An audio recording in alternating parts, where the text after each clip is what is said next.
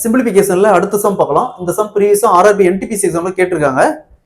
1 plus 2/3 divided by 1 plus 1/3 divided by 2/3 plus 1 equal to என்ன வரும் கேக்குறாங்க. சோ நம்ம இந்த சம் பொறுத்த வரைக்கும் போர்ட் மாஸ் ரூல் பிரகாரம் ஃபர்ஸ்ட் பிராக்கெட்ல இருக்கிற இந்த வேல்யூ சால்வ் பண்ணனும்.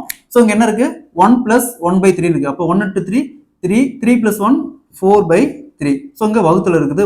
வகுத்தல் இங்க 2/3 plus 1 இருக்கு. அப்ப 1 into 3 3 3 plus 2 5 5 divided by 3.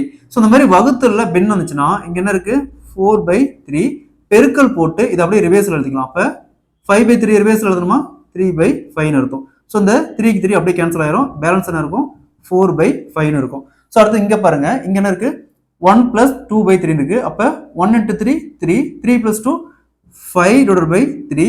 So இங்க வகுத்தல் இருக்கு. வகுத்தல் இங்க என்ன இருக்கு 4/5 ன்னு இருக்கு. சோ எப்பவுமே இந்த மாதிரி வகுத்தல் இருந்துச்சுனா என்ன பண்ணுவோம் 5/3 பெருக்கல் போட்டு இத அப்படியே ரிவர்ஸ் எழுதுனா 5/4 ன்னு மாறும். So 5 into 5 25 4 into 3 12. So answer will be 25 divided by 12. Option D is the correct answer.